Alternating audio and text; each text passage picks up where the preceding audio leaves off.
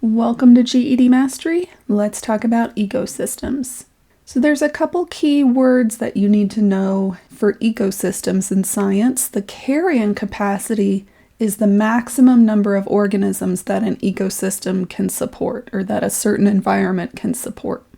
And we'll see graphs of that.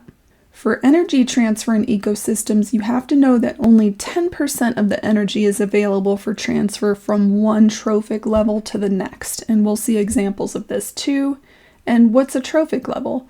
Well, those are producers, primary consumers, secondary consumers, and tertiary consumers. And we'll see all of this in the practice questions. So let's get into it. Mark an X on the point of maximum growth of the population. So here we see a graph describing the population growth over time. And this line is increasing but slowly here. Here it's starting to pick up, and here it's growing very fast. From this population number to this population number, it happened in a short period of time. And then the growth starts to slow down again until we reach that carrying capacity.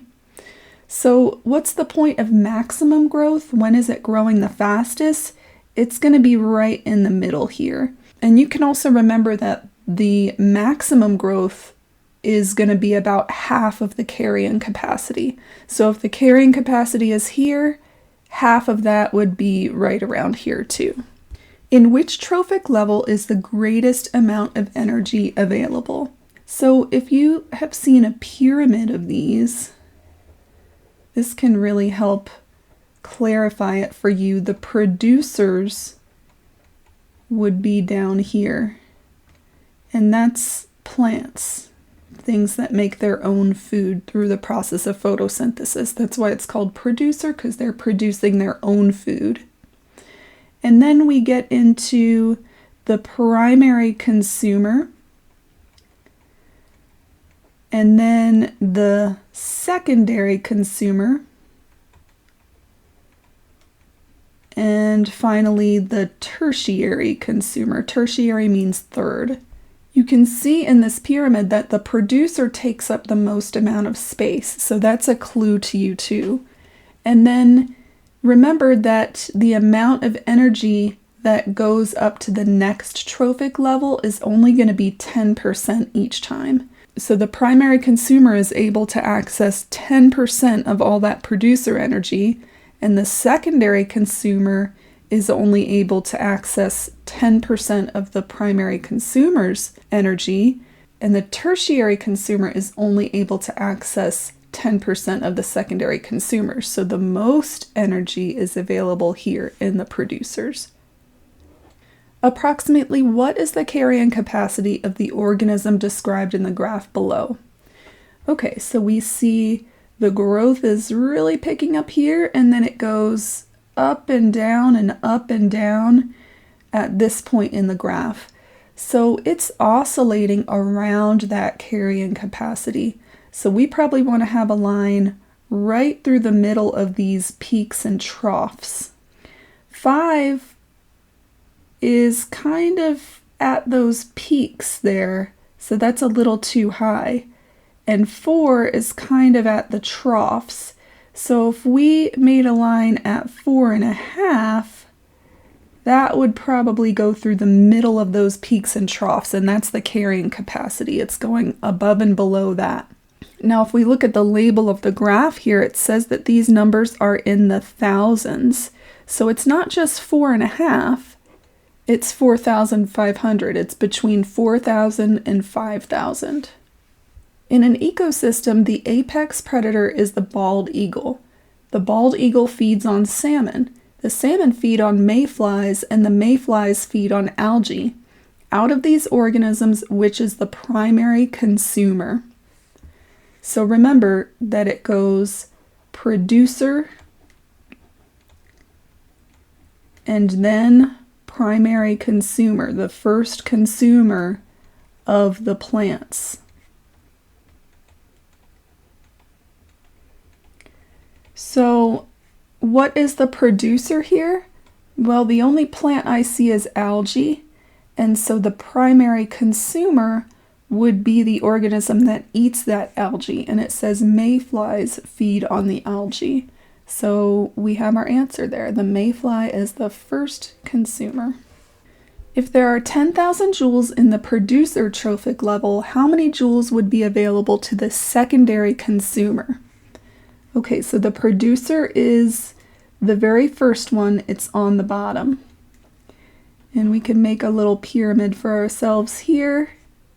And remember that every time we go up a trophic level, we're only going to have 10% of that energy go up. So to get from the producer to the primary consumer, we need to do 10,000 times 10%, right?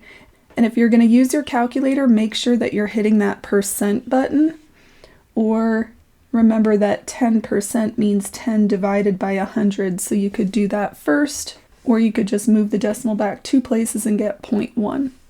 So I'm going to go ahead and multiply 10,000, and even though there's a comma, you're not going to put anything in the calculator, so 1 with 4 zeros times 10%, and that's 1,000.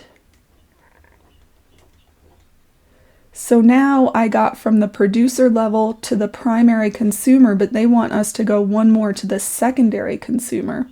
So we've got to do another calculation to get there. We've got to do 1,000 times 10%. So let's do that calculation. 1,000 times 10%. And we get to 100 joules. So our answer is 100 joules.